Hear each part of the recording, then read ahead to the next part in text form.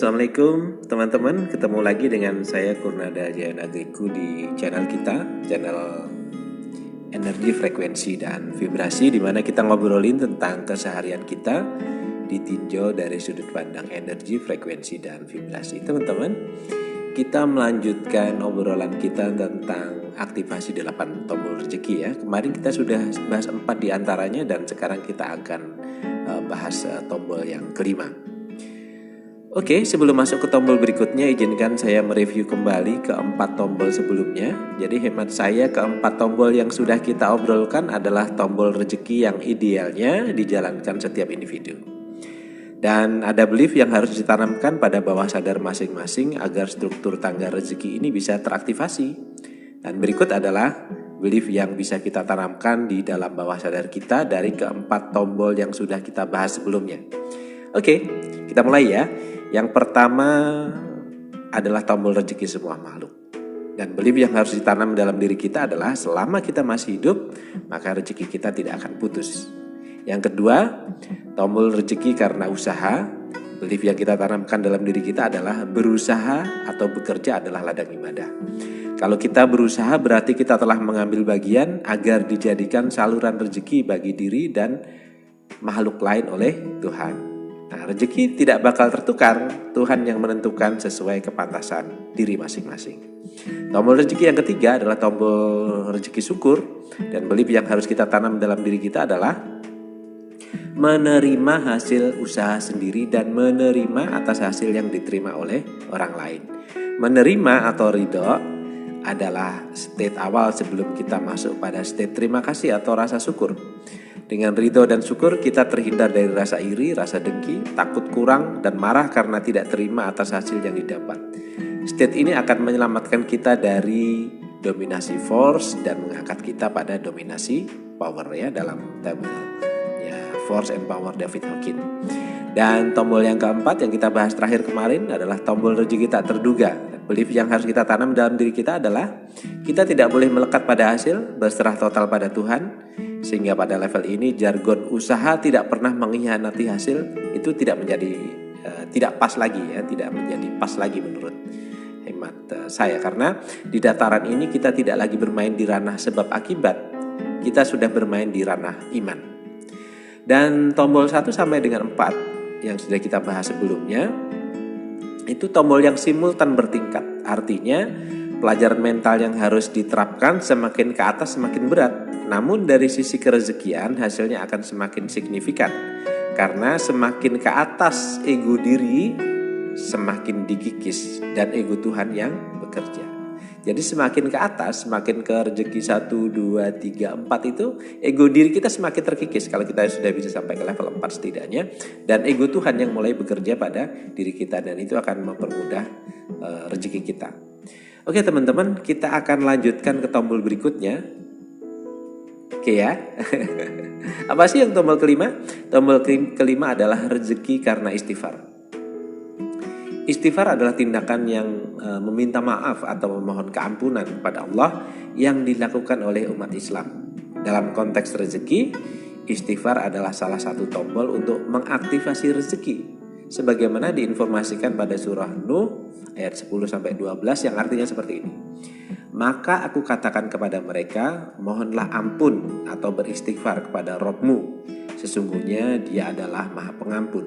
Niscaya Dia akan mengirimkan hujan kepadamu dengan lebat dan memperbanyak harta dan anak-anakmu, dan mengadakan untuknya kebun-kebun dan mengadakan pula di dalamnya untukmu sungai-sungai. Itu artinya ya teman-teman ya. Nah, di dalam Islam makna istighfar tidak terletak pada pengucapannya, namun pada seberapa dalam seseorang yang beristighfar memaknai dan menghayati apa yang ia ucapkan. Jika dihubungkan dengan tombol rezeki 1-4, maka tombol rezeki yang kelima ini adalah tombol penyapu semua keresahan dan kegelisahan yang ditimbulkan oleh ketidaksadaran saat kita terbawa oleh energi ego diri kita sendiri. Nah, ketidaksadaran dihanyutkan ego ini akan berimbas pada menguapnya semua esensi yang sudah dijelaskan pada masing-masing tombol rezeki, dari tombol rezeki 1 sampai tombol rezeki 4 itu tadi. Nah, belief yang sudah ditanam seolah hilang dilibas oleh kecemasan, keresahan, ketakutan kemelekatan, kesombongan, dan rasa-rasa lainnya yang yang dominan di posisi force maksud saya. Nah jadi teman-teman, hemat saya sih ya, istighfar ini mempunyai dua fungsi.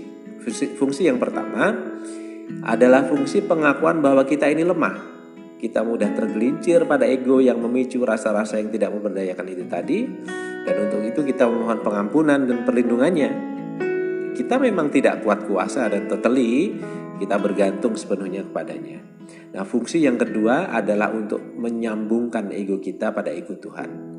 Begitu kuatnya energi Tuhan, dengan hanya mengingat dan memohon ampunannya saja telah mampu membuat hati yang gelisah, resah dan sebagainya tadi menjadi tenang. Benar sekali. Dan hemat saya, sebenarnya ketenangan inilah kunci bagi rezeki untuk lebih mudah datang kepada kita. Sebagai analogi teman-teman ya, pernahkah teman-teman berjalan di sebuah lereng di mana jika teman-teman tidak terus berusaha melangkah naik, maka teman-teman justru akan melorot kembali ke bawah. Jadi prinsipnya, jika teman-teman tidak bergerak naik, maka teman-teman akan turun. Nah, seperti itulah gambaran diri kita. Karena menurut Deepak Chopra, kita berbicara ke dalam diri kita sendiri atau self-talk kita dalam diri kita sendiri dalam sehari itu sebanyak 50.000 sampai 65.000 kali. Di mana 70%-nya sampai 80%-nya adalah self-talk negatif.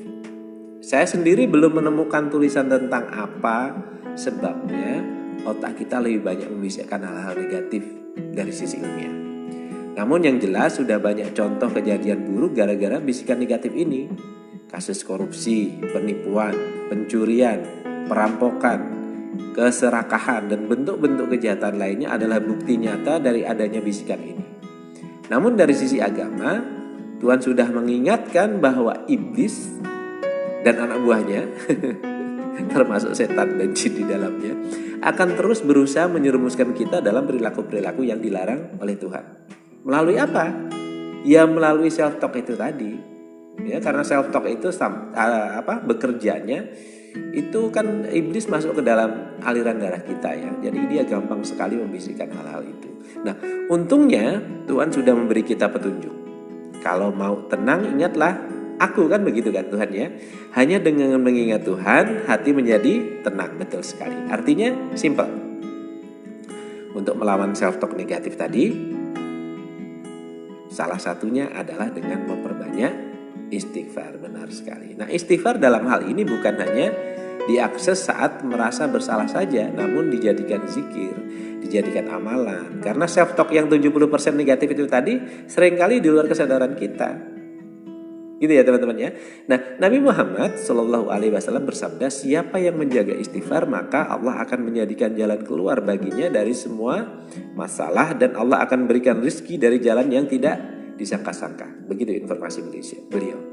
Jadi ketika tombol 1, 2, 3, dan 4 telah Anda aktifasi secara simultan, maka tombol kelima ini adalah tombol yang berfungsi sebagai stabilisator agar Anda tidak tergelincir turun dari level power ke level force.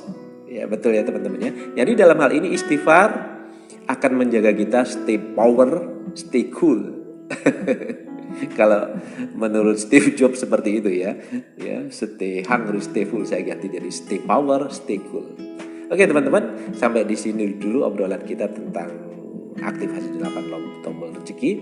Kita sudah bahas tombol rezeki yang kelima, rezeki karena istighfar, dan mudah-mudahan nanti kita akan bahas tombol rezeki berikutnya. Masih ada, ini 5 ya, masih ada 3 lagi.